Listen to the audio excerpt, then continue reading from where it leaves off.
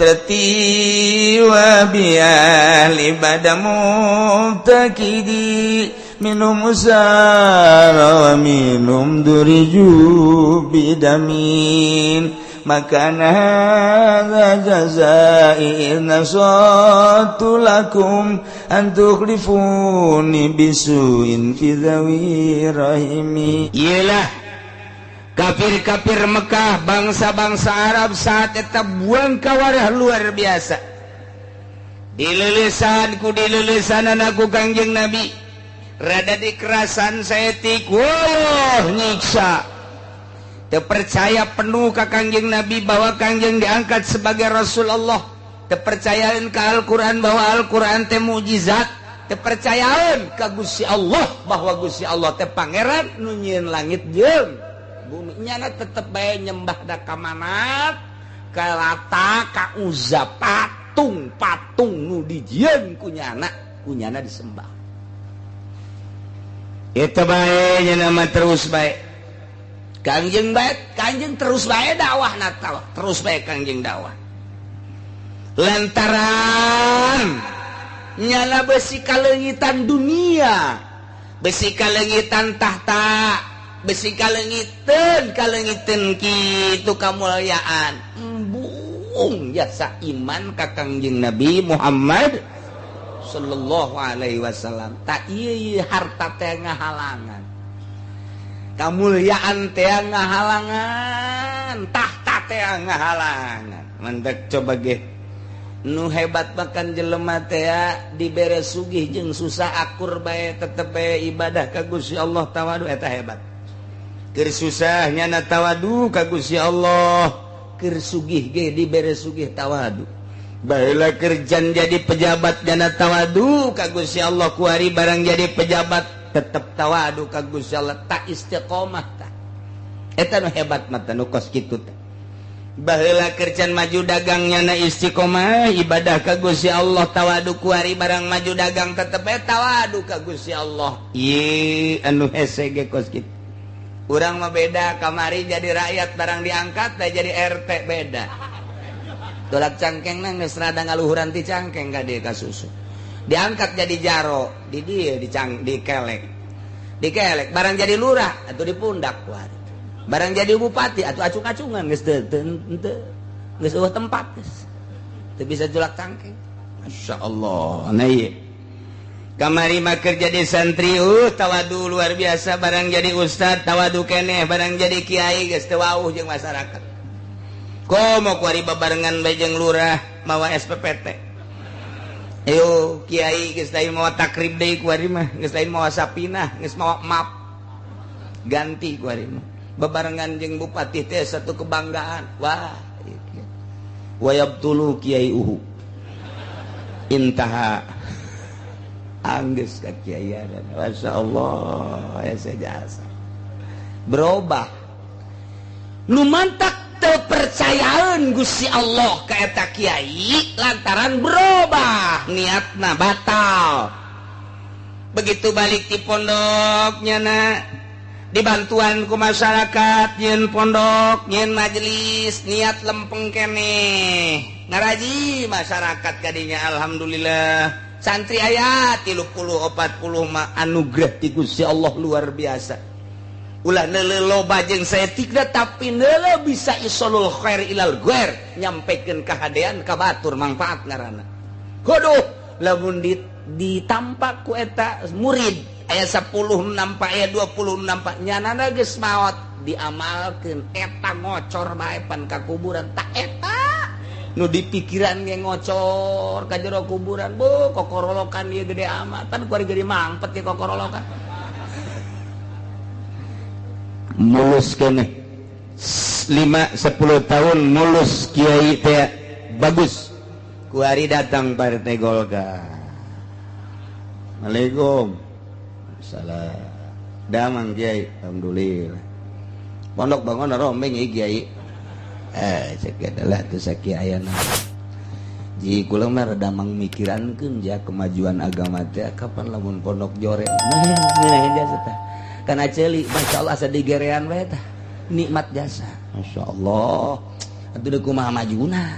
pondok kos kieu kayak kula lah pokokna mah di Jepang nyeunkeun proposal lagi mah penting mah tanda tangan bae geus teu kudu hese kiai ulah henteu ieu mah demi kemajuan agama bae ulah hese-hese diajukeun ku kuda 100 ke paling nu katampana 60 masalah kan geus kitu bae bisa bodoh atuh kos kitu mah cek kul mah teu hayang masalah cek kana itu bawa kendaraan di mah kendaraan geus kos gitu ganti kayak kukula dipanyokeun meok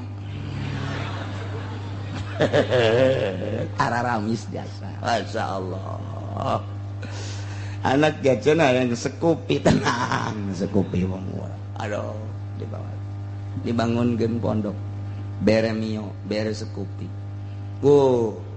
berubah di jero hateuna nu tadina cinta ka santri cinta ka masyarakat nyampaikeun agama kuari cinta ka pamarentah nu zalim cinta ka jelema anu nyumbang teh beda cak Allah pan sia lain ka aing pan kamari mah sia ditentremkeun ku aing tatageunana ka aing ku aing dikiriman bae pan kuari kula tatageunnan ka ditu ka camat sia teu dibere betah santrina hareudang di pondokna santri hiji-hiji barang aju mingguanana aya mah aya ngana rundutan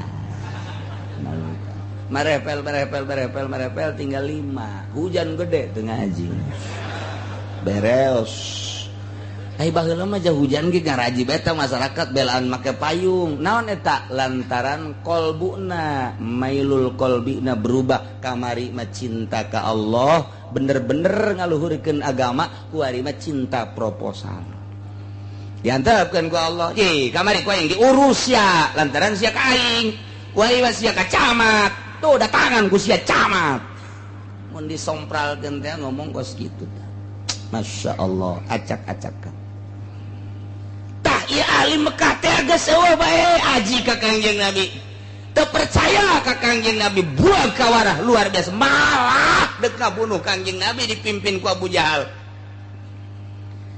tapi Kangjeng Nabi turun ayat diturunan ayat ku Gusti Allah melalui malaikat Jibril kul Muhammad bejakeun lahum ka ahli Mekah nu teu percaya ka anjeun sebagai Rasul Allah teu iman ka Al-Quran bahwa Al-Quran teh mujizat teu percayaan ka Allah bahwa Allah teh pangeran anu nyieun langit jeung bumi bejakeun ka ahli Mekah ye siru fil ardi summa zuru kaifa kana akibatul mukazzibin bejakeun ka ahli Mekah coba jalan-jalan atuh aranjeun kabeh coba atuh berangkat aranjeun kabeh wahai ahli Mekah coba anjeun langlang buana coba ka negeri-negeri lain deuleu coba di negeri lain coba tingali ka Israel coba tingali ka Mesir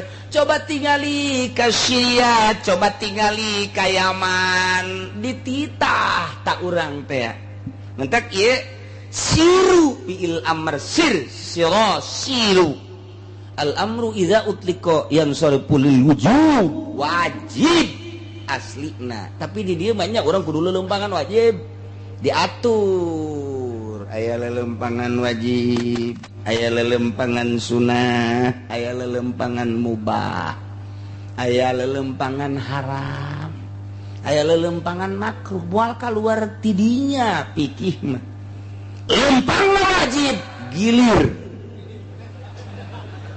tuh siapa haji bae bang kos boga pamajikan 2 bae urang boga pamajikan nu hiji di Tangerang nu hiji di Serang 2 poe di dia 2 poe di ditu 2 poe geus beak waktuna di Tangerang wajib indit kudu ka Serang berangkat wajib mun teu berangkat tsunami sia berangkat tadi wajib teh eta mayar hutang geus datang ka waktuna wajib tadi itu ka Serang aya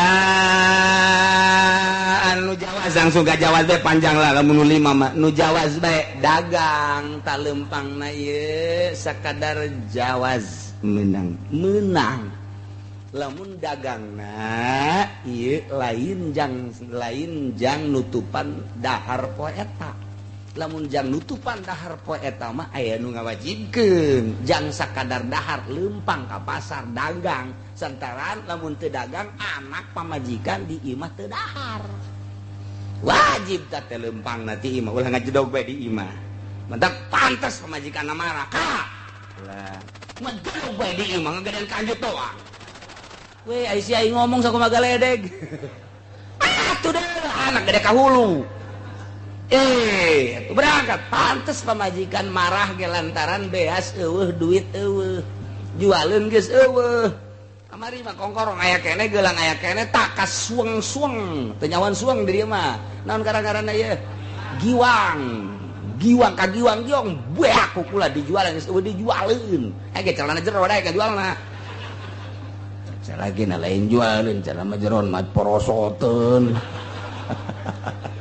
seri pamajikan keur marah ge salaria jasa segala porosoteun segala naon teu boga duit ge morosotkeun terus bae sia sok ngaco bae atuh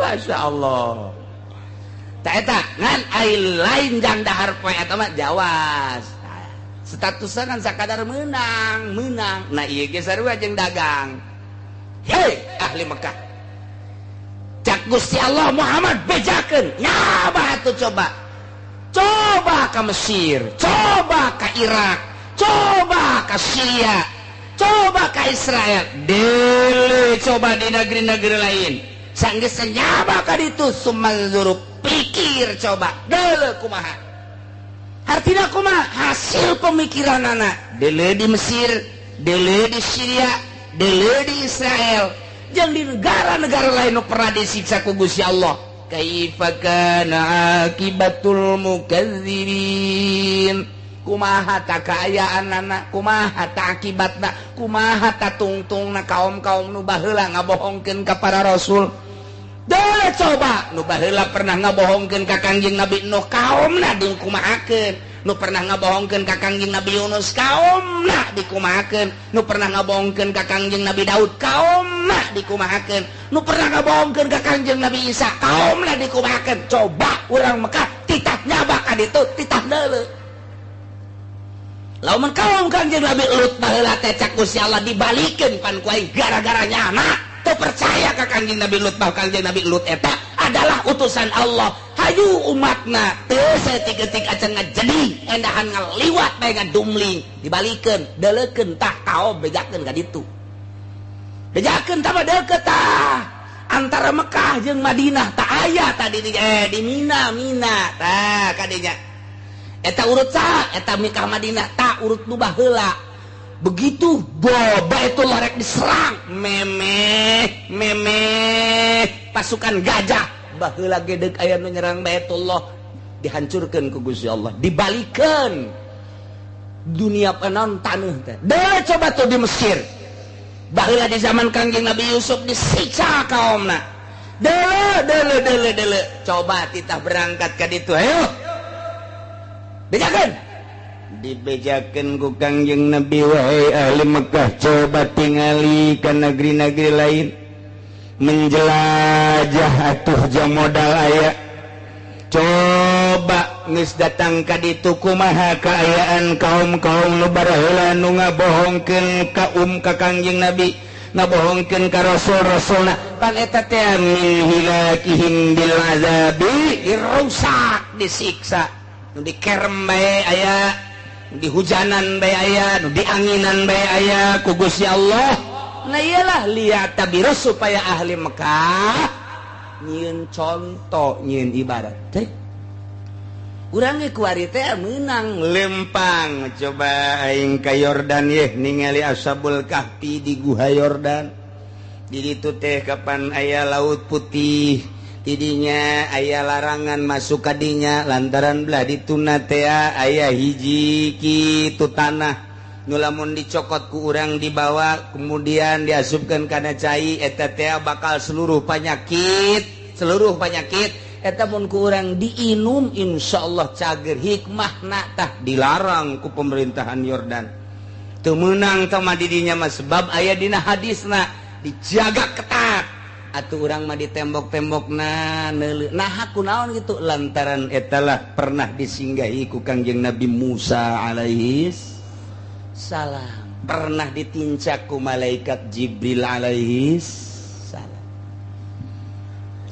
Lamun dina Quran diteliti faqabattu qabdatan min asarir rasul min asari hafiri farasir rasul, lantaran Kangjeng malaikat Jibril teh naik kuda, begitu naik kuda kitu kadeuleu unggal, lain naik kuda malaikat Jibril ngarupa kuda, unggal nincak jadi jara di tina taneuh kumaha bae jara di kitu jukut dan lain sebagainya, berarti aya maul hayatan. Etalah pernah singgah di dinya malaikat Jibril teh tatek diamankeun ku ari urang neuleuh bisa neuleuh pagerna doang. Belah dituna aya guha Ashabul Kahfi nu aya dina Al-Qur'anul Karim. Di jerona masih kene ngagaloler tata jelema muksal minatam likho saribunus martunus zinwanus terus kapsatat. Nah eta paliastationus kitmir. Nah eta 8 eta araya kabeh di jero. Buukna konon kuari mun kuari dibuka, ye dideuleu eta buukna geus 3 kali lipat panjangna ti jelemana. Namun jelemana aya sameter 70, eta buukna geus 3 kali sameter 70. Atuh tah mah lamun urang deuleu kitu paeh urang teh. Pajar kuntilanak eta mah. Rewiganana. Kukuna geus paranjang jasa sebab teu paeh nyanana hirup. Teudeungkeun di zaman Raja Dikianus baheula teh wah sabara abad meureun ka dieu. Wah eta lah kukuna geus pararanjang bulu matana ge panjang, ieu lah nu bakal jadi tentara Kangjeng Nabi Isa alaihi salam. Di akhir zaman engke bakal aya Mahdi, setelah eta bakal aya Dajjal, setelah eta bakal aya Kangjeng Nabi Isa, dibantulah engke ku Ashabul Kahfi. Tadi Yordan coba urang jalan-jalan ka ditu ka Yordan, ziarah ka Ashabul Kahfi. Ziarah ka ditu murah, ongkosna ge lah tah mah paling asa hektar. Moal murah ka Yordan. Coba jalan-jalan ke Mesir, di dinya aya museum Firaun. Hulu nage aya awakna aya di museumkeun Firaun teh kapan dibalsem ti zaman baheula. Na ieu lah aya di museum dirinya Firaun, sosok Firaun teh kos kitu, matana kos kitu, ceulina kos kitu dan lain sebagainya. Jalan-jalan ka Misra, amis di jero. Tuh dirinya. Jalan-jalanlah ka Israel, bangkawarahna Yahudi Israel. Burang dina Al-Quran ya Bani Israil ya Bani Israil ya Bani Israil aya sabaraha Bani Israil teh dijelaskeun Yahudi Israel. Neuleuh urang ka karakter Yahudi coba. Neuleuh coba ka ditu ka Cina baheula teh Kangjeng Nabi ka Jepang, Kangjeng Nabi Nuh konon nyana teh dikerem teh di Jepang. Deuleuh coba ka Turki terus neuleuhan umat-umat nu baheula disiksa ku Gusti Allah. Kemudian kitu Kangjeng Nabi Yunus alaihi salam tah eta umatna baheula disiksa Kangjeng Nabi Hud itu dimake angin. Deuleuh coba ka ditu tah jang naon eta jang itibar meureun cek ahli Mekah aing ge sarombongan aing sagolongan aing meureun mun buang kawarah bae teu iman ka Rasul pasti disiksa tah supaya kos kitu. Mun ngomong urang nama, seu lokos kitu, nu geus-geus kieu teh cilaka, tah eta bahasa urang tah. Ulah sok kos karenya, cilaka sia, nu geus kieu cara lilaka. Ulah sok ka Gantarawang. Cilaka sia. Ulah sebab urang Gantarawang geus ka dieu kuari. Cilaka teh bahasa urang da kos kitu. Siru fil ardi, masyaallah. Jang itibar. Supaya orang ulah nurutan kaum nu baheula nu disiksa ku Gusti Allah Subhanahu wa taala. Etalah irsyad merenya ho ngajelaskeun tentang sifat uluhiyah Gusti Allah, bahwa Gusti Allah teh sifat pangeran anu nyiksa ketika umatna teu percayaeun ka Allah, teu percayaeun ka Rasulna, disiksa ku Gusti Allah. Jadi ayat ieu secara dini ngajelaskeun katauhidan, nauhidkeun ka Gusti Allah secara dini. liman ma fis samawati wal ard. Ku ucapkeun ku anjeun Muhammad kalimat eta boga saha ma fis samawati wal ard. Langit katut esina, bumi katut esina, bejakeun eta teh milik saha kitu? Dijawab kul lillah. Lamun nyana teh daekeun ngajawab bejakeun eta teh milik Allah. Langit nangieun aing kitu Allah ngaranna. Saeusi langit malaikat nangieun Allah bejakeun. Bumi nangieun Allah lain jajadianan. Saeusi bumi nangieun Allah bejakeun. Langit bumi katut eusina milik saha? Mun teu daekeun ngajawab bejakeun kul lillah. Kataba ala nafsihi rahmah. Gusti Allah geus tetepkeun ka zatna ar-rahmata kana rahmat fadlan minhu, ieu teh merupakeun suatu kurnia ti Gusti Allah. Ihi talatupun fi du'aihim ilal iman. Di dieu teh aya miwelas mika deudeuh mikanya. Ngajakanana ka ahli Mekah supaya iman. Kieu Muhammad bejakeun ka ahli-ahli Mekah. Allah teh deudeuheun jeung nyaeun. Diantap ku Gusti Allah kabuang kawarahan ahli Mekah teh ku deudeuhna Gusti Allah. Umat nu baheula mah asal teu percaya ka rasulna sebagai rasul Allah cica. Ieu mah henteu bejakeun Allah teh kataba ala nafsihi rahmah. Nyatat Gusti Allah, netepkeun Gusti Allah ka dirina, ka zatna rahmat. Henteu gegeran kitu ahli Mekah mah disiksa. Henteu kuari bohong, henteu kuari garasula, teu kuari teu percaya, kuari disiksa. Allah teh deudeuheun jeung nyaaheun bejakeun ka anjeun ditanggoan kitu ku Gusti Allah moal ka disiksa supaya iman. Kataba ala nafsihi rahmah. Kuari ge sarua ieu lamun lain aya rahmat Allah geus dikuwahakeun meureun. Lantaran nu mabok diunggal juru, nu judi diunggal daerah. Geus puguh nu maling mah rakyat maling kotok, maling mobil, maling motor. Ai pemerintah berdasi tanda tangan geus maling nu rakyat geus pabelit ku ari mah. Pamalingan kabeh atuh ku ari mah. Mun lain aya kataba ala nafsi rahmah, siksaeun Allah atuh kabeh ge ku ari. Lamun urang make Al-Qur'an kabehan nikmat jasa dagang atuh ngeunaheun meureunanan ieu nimbang napas bae. Lamun kiloan pas, lamun meteran pas, jasa rarieun meureun make Al-Qur'an aman. Tapi buktikeun coba kuari ulah-ulah jauh di pasar Kemis bae urang meuli 1 kilo gula timbang deui di imah teu ceuli datang aya ka 1 kilo deui bae. Lantaran urang nyaho dedegan 1 kilo mah asana sakitu tah barang meuli urang 1 kilo sagede peureup. Imah sana moal aya eta sangkilang di pasar Kemis nu ngaraji komo di Cikupa mah teh acak-acakan tah mah kitu keneh meteran dan lain sebagainya.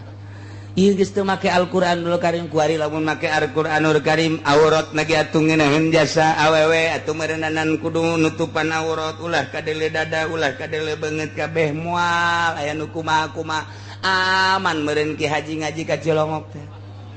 Tapi pan kuari mah barang ngaji ka Cilongok. Waduh, bebe jadi kanu di imah. Kakak dek ngaji deui ka Cilongok. Pan getap amat ka, emang aya naon? Ngunahun jasa ngajina horeng lain, neuleuh bujur gede.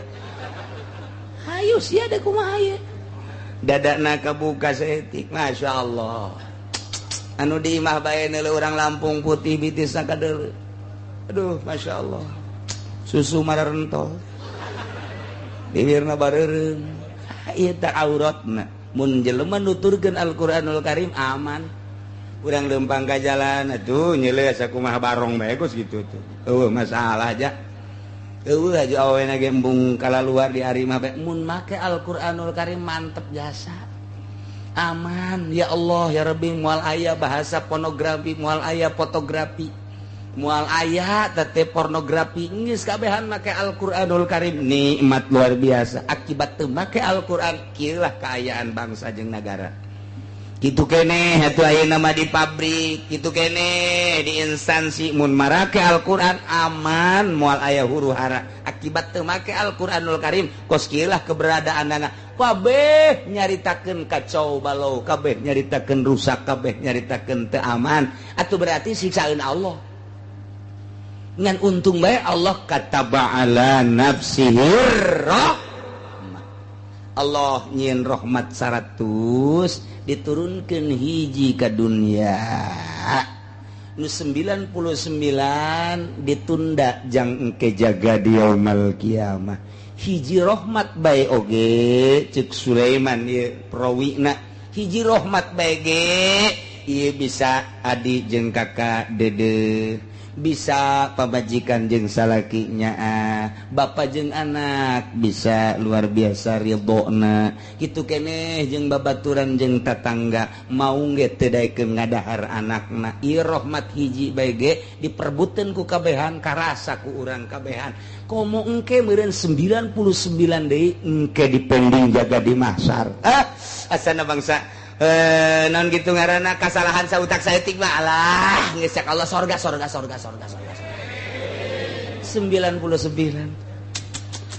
Saya patah urang mana?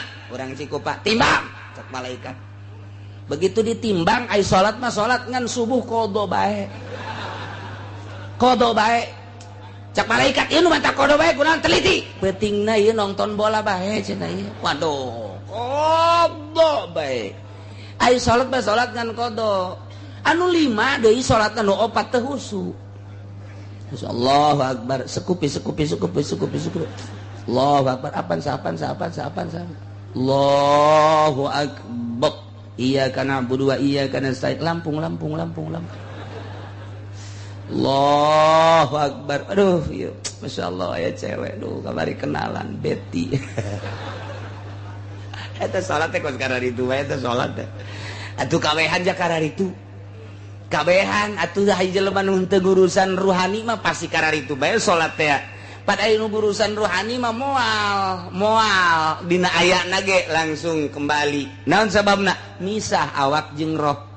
Papasrahan pan ka Gusti Allah. Gusti mata nu aya di abdi teh ieu teh panu Gusti. Abdi kicep ku Gusti neuleuh teh didelekeun ku Gusti. Kabeneran ku abdi digunakeun lain anu dipake karidho ku Gusti. Hampura Gusti kitu keneh ceuli kitu keneh irung kitu keneh kabeh ke awak urang ya. Lah Gusti ai jasad mada di mana geus teu aya rohan isuk pageto meureunanan ieu mah dibalangkeun ka kuburan. Boro-boro dengan jeung tetangga sangkilang pamajikan ge anu unggal peuting sare babarengannya nangis embungeun ku ari mah geus ngagojod bangke dipikeun kaleuweung dikubur ieu mah jasad tapi roh abdi ieu pan ka Gusti. Nah ieu roh abdi teh panu Gusti asal lagi ti Gusti kuari ge diatur ku Gusti dek dikagustikeun bae nu mantak abdi teh dek nurut bae ka Gusti kumaha parentah Gusti. Tah lamun geus kos kitu coplok roh jeung awak geus bisa hihiberan. Nalika salat ge roh mah hiber ka sekupi. Allah. Eta mah nafsu ngaranna. Tah, lamun geus bisa kos kitu tah, naon eta parabotna? Hiji ulah resep dunia, ulah resep bahasana ge. Tinggalkeun ka resep kana dunia, ulah ngudag-ngudag dunia, cirina teu ngudag-ngudag dunia, tanda teu resep kana dunia. Cenah aya di lembur ge teu ngudag-ngudag dunia, bengek tah mah. Lain teresepeun geus teu daya teu upaya tah mah, lain deui tah mah kos kitu. Kadua ka makhluk ulah aya di jero hate teh aya makhlukan ulah aya. Ulah aya jelmaan di hiji Allah, nu katilu nafsu nu kaopatna setan ulah aya. Geus labur geus lempeng eta takakarak mantep salat. Allahu akbar. Allah nu maha agung. Keagungan Allah kabayang nyieun langit nyieun bumi katuteusina dadamelan Allah. Akbar Allah teh. Kabelah ditu da nyieun sorga nyieun neraka saha nu bisa nyieun sorga nyieun neraka. Akbar Allah teh. Urang teh ti eueuh ka aya kuari geus aya diurus. Akbar Allah teh. Kuari pengurusan Allah kasim kuring ka kaula keur salat lain abdi nu salat teh jagusti ieu teh. Allahu akbar. Nikmat salat khusu kakara.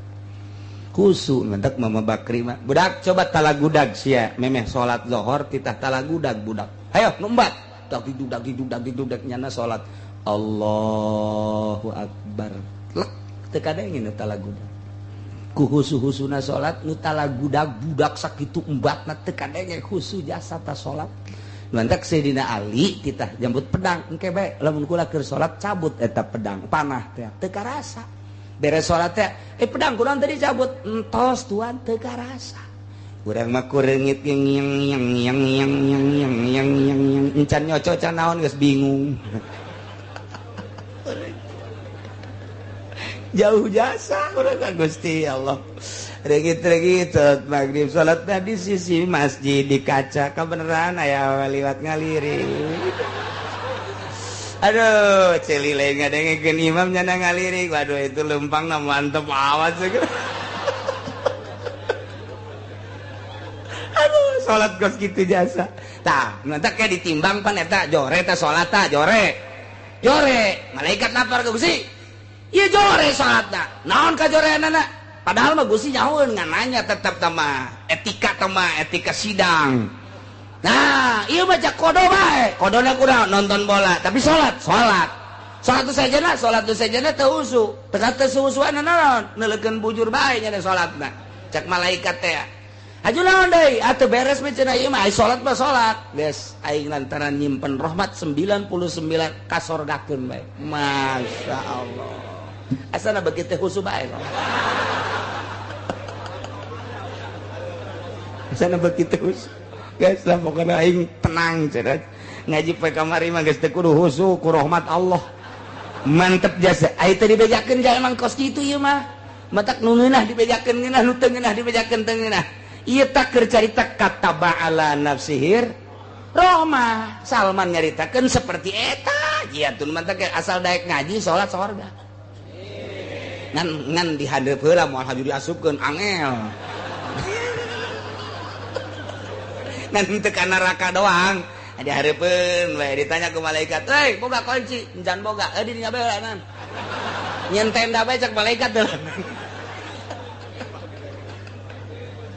masyaallah na ila kataba ala nafsihir rahmat bejakeun Muhammad Allah tegas tetepkeun kana rahmat boga 99 gitu nu baheula asa buah kawara teu percaya ka rasulna nentang ka rasulna siksa langsung komo lamun nyana menta lah ulah sok loba omong rasul datangkeun siksa teu kebal disiksa lah ulah sok loba omong rasul coba siksa disiksa pan ku aing lah Lut cek kaumna rasul Allah coba deuk kumaha coba kami siap disiksa ku aing tapi aing ka umat anjeun mah cek Gusti Allah kataba ala nafsir rahmah deudeuh jeung nya antepkeun bae heulanan moal waka disiksa di akhirat teh di dunia mah ke bae sugan bae nyanang ke di akhir hayatna bisa tobat ku ari nyana jadi naon kitu ngaranna tukang bacok tukang bobok tukang mukakeun rok kuari nyana tukang judi kuari ditungguan ke sugan we sataun deui kapaeh nyana tobat sugan genep bulan deui kapaeh kana nyana tobat moal waka disiksa ku aing kataba ala nafsihir khusus dajang ahli Mekah nu bangkawarah teu gegeraan disiksa ku Gusti Allah dipending bae kumaha engke di akhirat umum najang urang kabehan mun kuari rahmat Allah siksaeun malulu sabaraha puluh nu mabok di Citra sabaraha puluh nu mabok di Puri lain Puri ieu sabaraha ratus sapetingna nu zina ngarebu beureun Jakarta Tangerang Surabaya Bandung nu zararinah masyaallah muringkak bulu siksaeun Allah anu ngridit sabaraha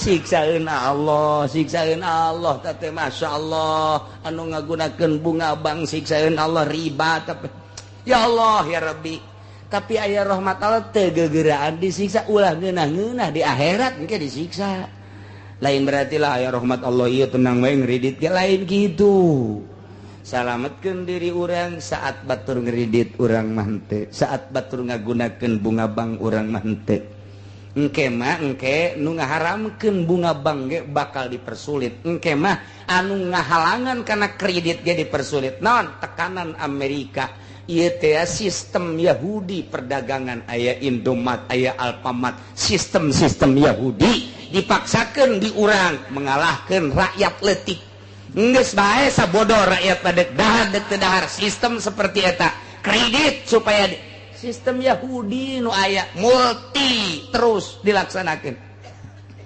dipaksakan ku ari kiai bari lu aya keuntungan teu dideuleuh meureun takribna jeung Fathul Muina endaan ka babawacaa ih atuh sabodohnya namanya dek dipake henteu kajeun urang mah urang bae harap haram bae bunga bank tiba heula ge haram bae kredit model kuari harap atuh haram bae dek teu nurut lain urusan kiai urusan nyana ulah sok ka babaw oh kiai ngaharamkeun kredit batu cenah tah moal beres lantaran geus kredit kabeh cek cenah teh atuh kunaon kos kitu atuh dek saha nu ngaba bener atuh jelema amun kiai geus kos kitu kabehan atuh tah mah atuh eueuh kiai eueuh jawar tah mah akur bae al hadin sawa tah mah atuh bal beres tah mah engke ka dituna ge woi atuh jah mah usim ngadu kotok urang ngadu kotok bae yuk atuh kiai engke ngadu kotok bandar kotok kuari ge geus dibere ai siet mah ku tukang ngadu kotok lumayan cak kiai lah ulah digegereh budak ngadu kotok ieu emang kunaon kiai sok aya ka dieu samsu bae mah tolol tah kiai goblok tadi tah kiai aduh masyaallah tapi emang geus kos kitu kaayana ulah sok lah antepkeun barudak ieu sakeun antepkeun lah teu ganggu ka urang urang nya urang teh kiai paneta mah haram tuh main gap lah biar main gap suka ngomong lah emang kunaon gitu lumayan apaan satu deuleu tuh si anu tah eta kunaon itu nya sok ngawak ka dieu gula kopi santepkeun bae lah main-main nyana ajo atuh kiai nu ngadahar kopina deui hasil mah itu bareres di akhir zaman Masya Allah padahal mah hurima akhduhu hurima intohuhu mana nu haram naon nu haram dicokot haram dibikeuna atuh kos kitu bae sakali haram atuh haram bae ieu teh barang nang main dicokotna haram istimal teh haram duit mah eta kana istimal lamun kana duit mah sok anu ngomong kieu ieu si kieu cenah haram jadi mah duit kana duit nu aya di nyana atuh ieu duit nu aya di arang atuh ieu pan diharamkeun ngaji heula atuh sia tolol atuh akibat teu ngaji kos kitu tah loba nu ngomong karitu saya duit teh ieu kana pan ieu teh ku sebab kitu jadi haramkeun nya lagi nya kalau duit ieu kana ngaco tak kiai sia tak kiai nu ngaco goblok ayo teu ngaji hararese ngaji heula atuh ulah sok juga hukuman sorangan jadi istimalna deuleu tadi usul fikihna geus ma hurima akhdhuhu hurima i'tauhu wa ma hurima talabuhu atuh hurima deui akhdhuhu nah anu haram di teanganana haram gitu dibikeuna atuh haram di teanganana nyogok haram menta disogok ke haram judi duitna haram dibikeun lagi ka kiai haram sarua bae talamun aya jelema judi mi mere ka kiai aju kiaina narima nyaho aya teh nyaho onam rada dihampura ieu mah teu nyaho ieu teu nyaho bae kana atuh lah ngomong hararese jasa ieu mah keur teu nyaho tah masalah ieu mah nyaho eta teh hasil judi judi inum ku kiai didahar ku kiai coba salat Allah cek paru yang amat ieu ya ngapana san teu ngarina hini salat deh bensin 2 tak bensin tah 2 tak anu mantak kuari duit di pemerintah duit pajak haram pajak mah kabeh ge geus mutlak mah seluruh imam pajak mah haram dibikeun ka kiai pake salat ku kiai Allahu akbar tek ceuli teh lain cakula Imam Ghazali ngomong kos kitu Imam Qushairi ngomong kos kitu Syekh Abdul Qadir Al-Jailani ngomong kos kitu deuleukeun jelema nu bensina teu beres moal husuk kajen kukumaha mantak satungtung nyana cicing di pemerintahan kajen teuing ka mamana lalakonna tetep bae moal husuk bensina teu beres bensin teu beres moal kajen kukumaha bisa disumpah bisa jasa jelema husuk mah lain kos kitu cenah eta tarangna hideung badug-badukeun ku sia kena hideung aing mah teh sieun kuno serem henteu sieun kuno tarangna hideung henteu saeutik ge henteu tambahan hideungan ku sia pekan dia belum teu gindir naon sebab kadeuleu jasa lain kitu jelema husuk mah lempang naga geus kadele diuk naga geus kadele ngomong naga geus kadele jelema khusuk mah deuleu Gus Dur kula mah selalu nyele Gus Dur teh lain naon nu kadele ku kabehan ketika diuk tak leungeun di dieu teu robah-robah eta ahli toriko mah kos kitu tak deul kieu bae nya jo kikian kotek itu mah gayanya na leungeun coba urang mah pan lamun diuk dia tuh leungeun ka mana bae ka ceuli ka irung atuh leungeun ngopepan artina lamun diuk keur teu ngaji jadi ini mah kieu bae ngobrol kieu ngaji kieu eta teh hese hayang diuk kieu coba saminggu bae bisa kitu mun teu kurus ya ya itu dah kan diuk da ku jeung mantep ku ahli toreka ka ahli torikot ka jadi lu kumaha ge diuk da lain deui atuh boga jurus-jurus tersendiri mantap lamun aya diuk di dieu nganggang bae ieu na oh cimacan berarti atuh kanyahoan bae Masya Allah kataba ala nafsihir rahmah la yajma'annakum ila yaumil qiyamah yakin Allah bakal ngumpulkeun ka aya renjeun kabeh ali bekah khusus umumna kakabehan ila yaumil qiyamah tepikeun ka poe kiamat maksudna engke di poe kiamat ku ari mah moal disiksa cek Gusti Allah deudeuh jeung nya aing kena diantepkeun ka aya hiji dua modal kamari di Aceh aya hiji dua modal di Yogyakarta aya hiji dua Jakarta ka Kerem modal hiji dua eta mah jang itibar nu sajana bae ulah kitu atuh aing teh bakal nyiksa deui sia ieu teh kuari sabenerna mah tsunamieun gempaeun deui Tasikmalaya baheula masyaallah gunung Bitu walah luar biasa ambalayahna jelema datang ka dikawin-kawinkeun asal aya nu daek ngawin bae pan kula mah keur di Garut tarita begitu isuk-isuk dek ngaji isi loba lebu naon ieu oh Gunung Galunggung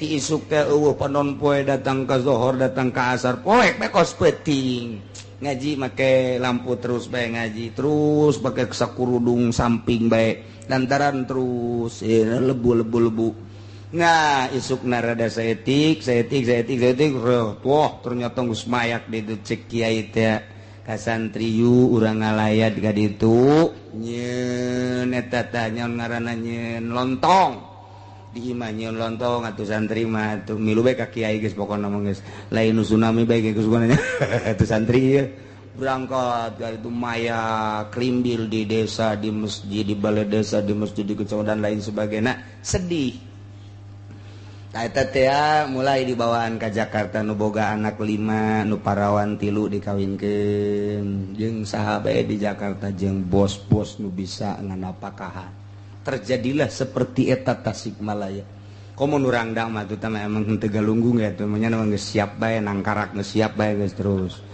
jual murah kawin asal aya coba seperti eta sampai hati henteu sila mun normal henteu sampai lantaran ieu dahar hese nu boga anak 7 nu boga anak 5 eueuh di jalan iwal ti eta dibawalah dikawinku di Bandungku di Jakarta terus ta eta teh jang itibar urang mah henteu kudu ka jauh-jauh coba bae nu tadi teh siru fil ardi wahai urang Tangerang coba berangkat ke Gunung Galunggung deuleu tu urut-urutanana cuman dulu kumaneh kaipakana akibatul mukadzibin kunaon eta make jeung disiksa Gunung Galunggung Bitu horenganan rentenir kelas kakap di dinya teh horenganan judi di Galunggung teh Masya Allah nu mantak dikos kitukeun ku Gusti Allah mun urang karyana urang ningali padang kamari kuari geus teu puguh sabaraha meter ka handap diambleskeun ku Gusti Allah kunaon eta urang padang atuh geus ganyahoan ku urang di padang kos kitu geus lain rahasia deui judi mabok renten geus kitu dataga kuari geus teu puguh di mana-na sabaraha geus jadi tulang belulang tah eta teh coba ka ditu tah ieu urang mah henteu kudu ka ditu ge atuh di televisi aya ieu tah padang tah urang nama di Cikupa tapi ieu pikiran keur di Padang melalui televisi urang keur ka Padang dimensi Padang melalui televisi urang kuari mah bisa lalakon ka dunia komo tamah urang aduh muka di jero kamar laptop eta mah ke dunia maya apang-apangan mimiti neuleu Kanada waduh neuleu Inggris neuleu deui ka ditu ka Timur Tengah balik deui kuari ka Jerman balik ka Jepang waduh modus da kapencet pancataranya kepencet ya mah pangahaja dek kumaha Masya Allah lalakon lain imam mantak sing ada besi boga anak di jero kamar bae ulah pajar husu belajar bebeja anak kula alhamdulillah cenah teh keluar-luar kiai husu jasa geus boga uulinan cenah di jero eta teh keur nyaba ka dunia tolol sia teh keur acak-acakan tah di kamar bae ge geus embung teu dahar teu nginum ge nya geus wah keur di sorga cak kana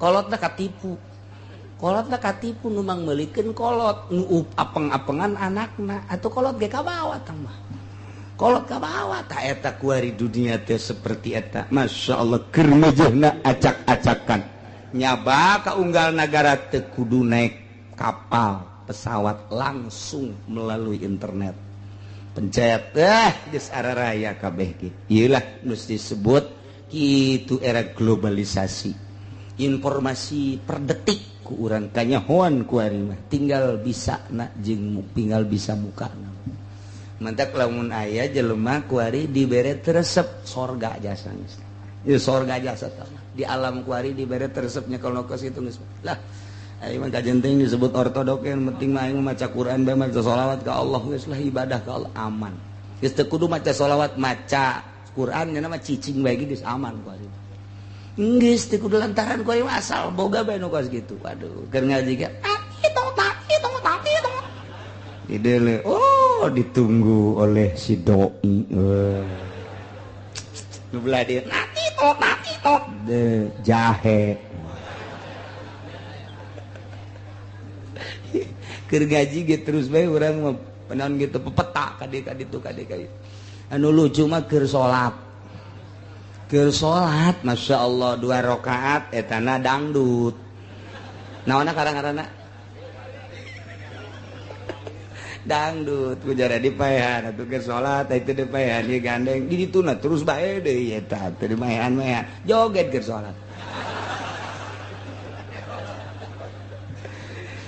la yajma'ukum ila yaumil qiyamah Allah netekeun rahmat moal ka disiksa dedegengnya ngajakan ka alim ka khususna umumna ka seluruh manusia nu aya di alam dunia engke bakal dikumpulkeun ku Gusti Allah ila yaumil kiamat tujuan liajili jazikum bi amalikum endek dibales amal-amal nu hade bakal dibales ka hadeanana nu goreng bakal dibales ka gorenganana la raiba fi taya kamang mangan bakal seperti eta alladzina khasiru anfusahum ari jelema jeung rugi ngarugikeun kana dirina mah begitu diangsongan kana siksa teh fahum la yu'minun nyana henteu ari mana ieu keur di alam dunia na manehanana dicaritakeun dipingpilingan ku dosa dipingpilingan ku siksa ku neraka tetep bae nyana henteu iman ieulah jelema anu rugi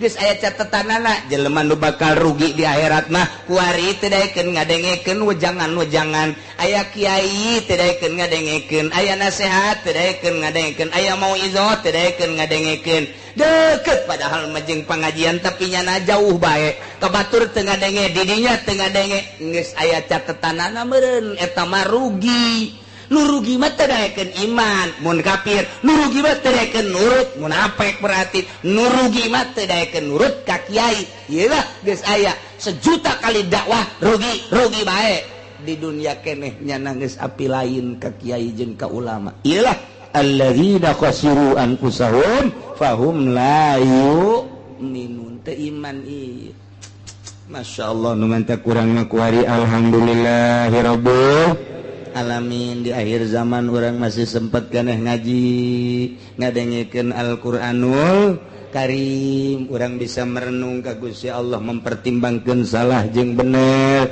bisa memperbaiki diri urang kadang hayang hudang ti peuting kadang-kadang hayang tersirat di hati urang salat duha kadang-kadang boga duit hayang sedekah komo nu geus kolot malah harta aing aya ieu aya pembangunan masjid aya pembangunan majlis aya pondok pesantren lah cantang tuku anak mah disedekahan aing bae nang saha ta boga pikiran kitu nang Allah berarti nyana deuk disalametkeun mun urang boga harta loba kemudian tidak ekos gitu berarti moal disalametkeun hisabeun Allah berarti lantaran dunia mah halaluha hisabun wa haramuha iqabun gitu kene tingkah-tingkah urang ucapan-ucapan urang lamun memang urang dibenerkeun ku Gusti Allah mah atuh dibere lurus bae dek disalametkeun lurus bae dasar urang dek dirugikeun mah disalahkeun bae ka dituna hakikatna mah kabeh ge meunang Gusti Allah nu mentak urang mun tayang ka Gusti Allah subhanahu wa ta'ala mudah-mudahan urang dibere sehat wal afiat dibere kuat urang ibadah ka Gusti Allah dibere daek taat ka Gusti Allah